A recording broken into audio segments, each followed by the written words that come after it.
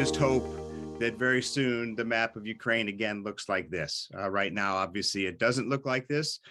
We very much hope that very, very soon that the map of Ukraine will again look like this and they can regain their territorial integrity and sovereignty. We have three pillars in our relationship with our European allies in Canada.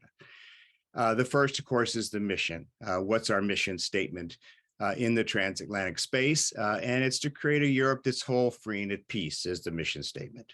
The second is the importance of institutions. The Europeans, of course, love institutions. They want to join every group in town. But the institutions are important. The security institutions, democracy institutions are really important ways for us to expand our, advance our interests and our values. And the third is the fact that the Europeans and Canadians, our NATO allies, are really our partners of first resort. When we need something, we need help, we need support, we need something, we go to Europe and Canada first, most of the time. Frankly, before Colin Powell was our Secretary of State, the word mission was not a word that we used in this context. And this had a huge impact on us. Every embassy, every organization needs to have a mission, because the idea, of course, is that those who work in those organizations need to do whatever they can to accomplish the mission, not just to do their job. So that's what he imbued into the State Department, was the idea of mission and the idea that we were out there as a team to accomplish our mission together. And that was had a huge impact, and still does, on the U.S. Department of State and all of us in the Foreign Service. So our mission statement, the U.S. mission statement for our transatlantic relationship, for our relationship with Europe, is to promote a Europe that's whole, free, and at peace. The institutions, there's transatlantic institutions, there's European institutions in security areas and democracy areas, democracy promotion, that are really an important part of the global network of institutions that allow us, the United States, but also U.S. allies, to advance and promote our interests. And the key thing is that these institutions are based on international principles, the idea of a rules-based international order, that are universal. And this is what obviously Russia is rejecting now, and the reason why their aggression in Georgia and now in Ukraine is so troubling, because it's clear that they don't accept these international rules, and they don't accept the current international order. Europe is really a key institution that helps us, the United States, accomplish our mission, advance our interests in the transatlantic space. We think of NATO as a military alliance, and indeed it is, but it is really more than that. And it's what makes NATO so special to me and to those of us who have spent time there and worked there, is it's a political military alliance that is based on shared values. The whole idea of enlargement and membership and what we do as an organization is based on our values, not just military requirements and military force structure. So that's the first word that I want to point out in these, what I think are the key provisions from our treaty, the word values. And then jumping down to the bottom, obviously Article 5, collective defense, really a key thing. I mean, everyone now knows Article 5 after 9/11. NATO declared Article 5 for the first time. So that's key to our collective defense, and also the idea of enlargement, which is a key aspect of Russia's perception of a threat, and what they say anyway is the basis for their aggression in Georgia and now in Ukraine. But NATO's not alone. Other organizations were established during the Cold War that lay out the principles that these relations are based on, and some of the institutions that we rely on. The Helsinki Final Act was a key Cold War document, I think it was 1975, that laid out a couple of really important commitments. And the key thing is this involved Russia and Ukraine, both were and are members of the OSCE and are signatories of the Helsinki Final Act. And the commitments, there are a lot of commitments in the Helsinki Final Act, but the two for today that I want to touch on are that European borders are inviolable. We don't touch borders, don't change borders, and certainly no use of force in Europe, no use of force to change any borders. Key principles from the Helsinki Final Act, signed in 1975, the height of the Cold War, and that Russia is obviously ignoring right now. The idea of partners of first resort is a key part of what I hope you all take away today. That we work with the Europeans. The U.S. leads. We want to be the leader here, and we need to be the leader. If we don't lead, nobody else will.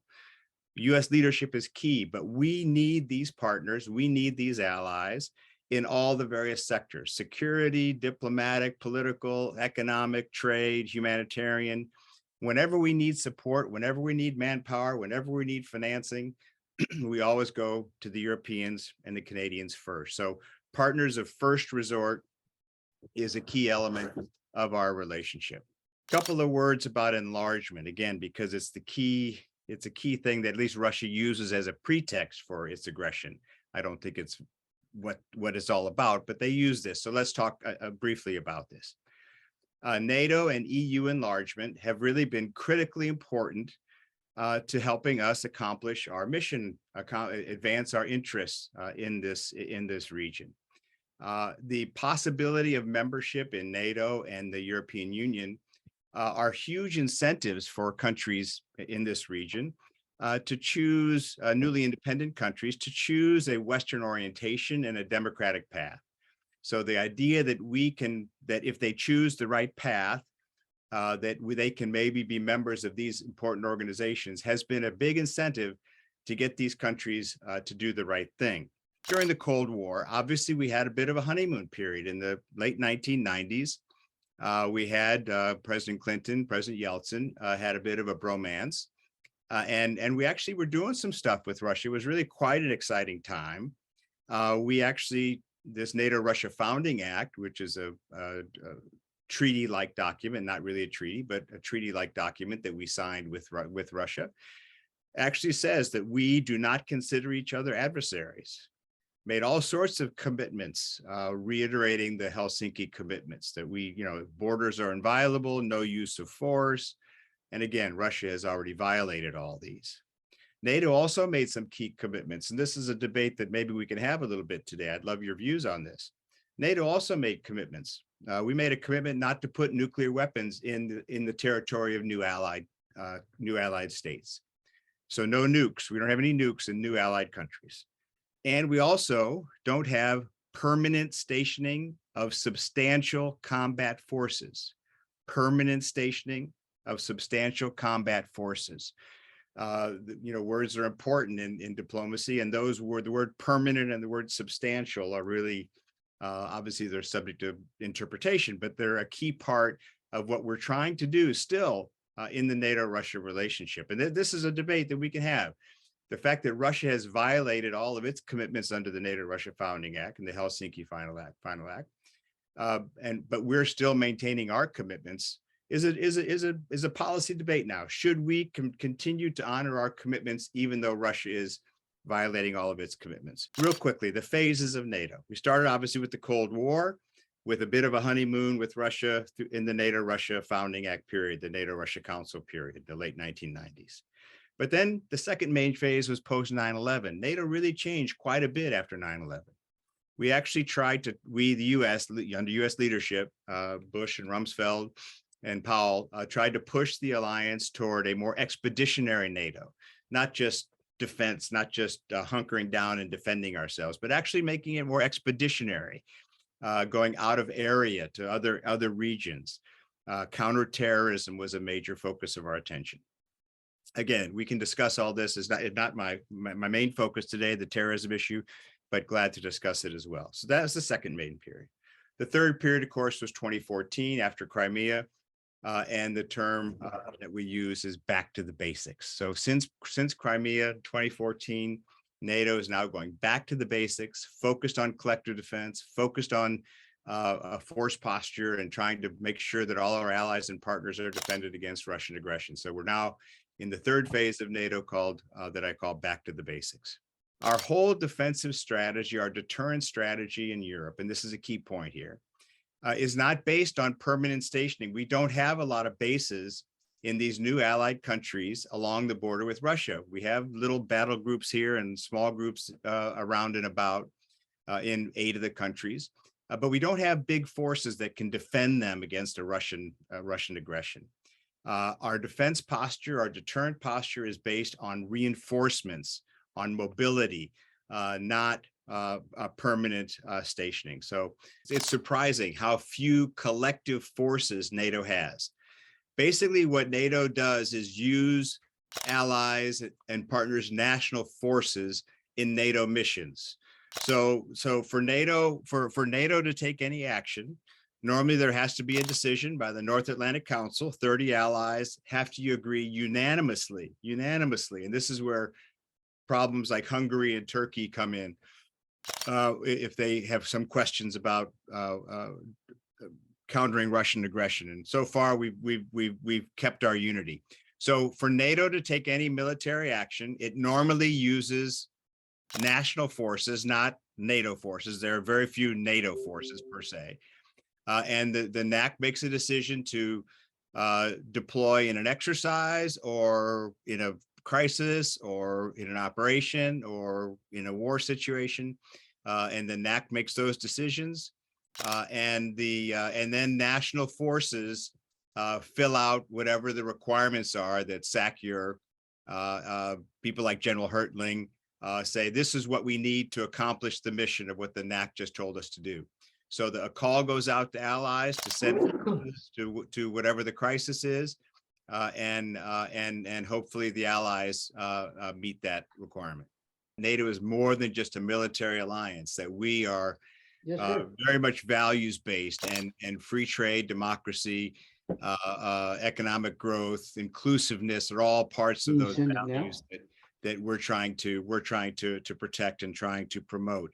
We are part of a number of international organizations in the economic field that do come with all sorts of commitments and some legal requirements.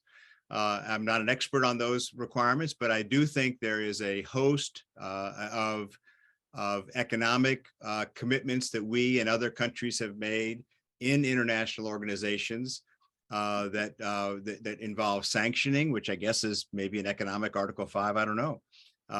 Sanctioning countries that abuse other countries or break international law.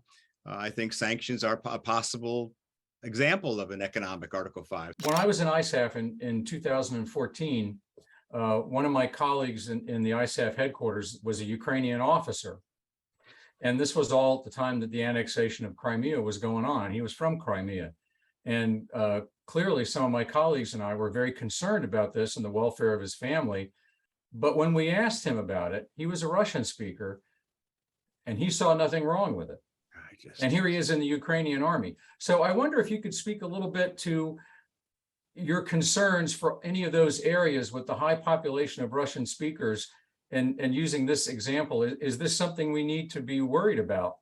What I wouldn't want to do is to focus so much on the Russian speakers that the countries that have all these Russian speakers perceive them to be a threat.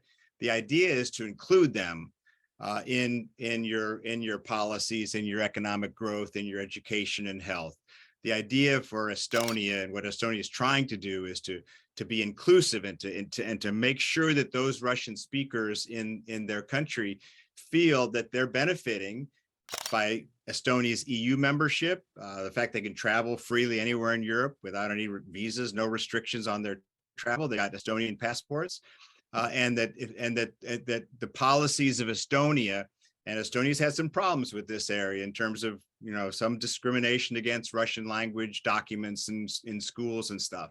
So they have had some issues with this. It's not an easy question, but what they're trying to do now, pretty effectively, I understand, and some of the others as well, is to make sure they have policies that are inclusive enough and open enough to demonstrate to their whole populations of whatever national origin they're from, that being in those countries, being a citizen of those countries, being in the European Union is a benefit to them personally, and that they wouldn't want it any other way.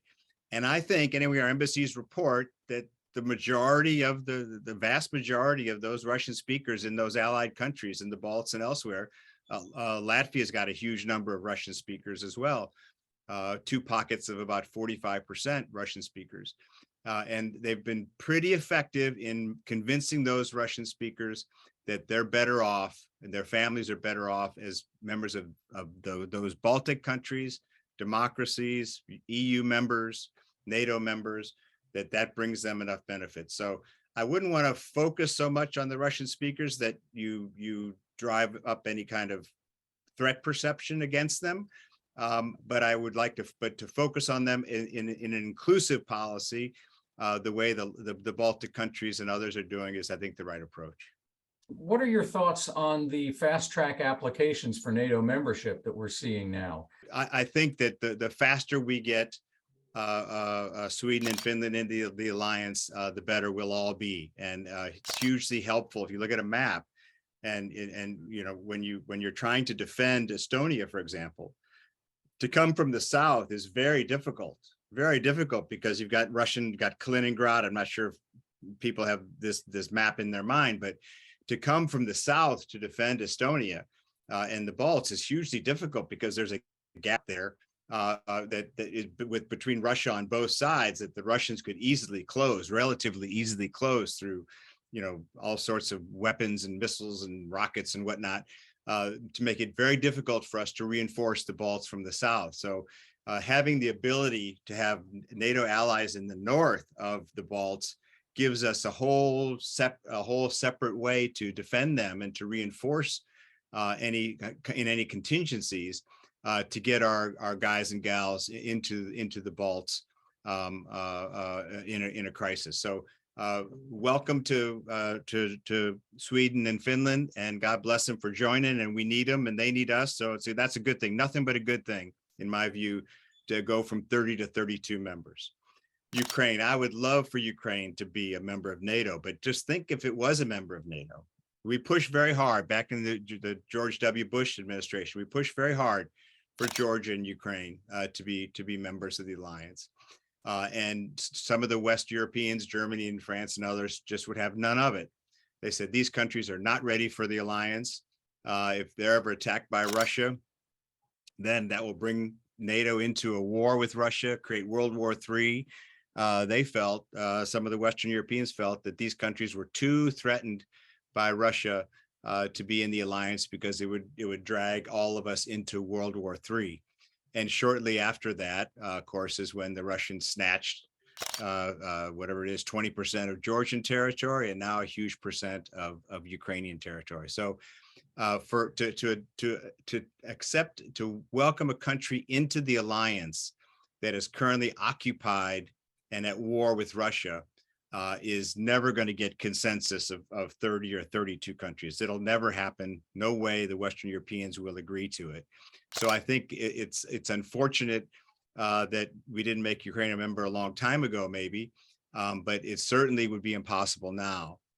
And I think that what we need to do is to continue to work as an alliance, and we've been remarkably united in this effort, to arm them and support them and help them beat back this Russian aggression. I think as a key partner, and in whatever category of partnership we can create to deepen and make that relationship as close as possible, we should do. But I think Article 5 commitment to Ukraine right now is a bridge too far. You know, the alliance members for a long time have had a commitment that they would spend 2% of their GDP on military. And it's a well-known fact that for a long time they did not.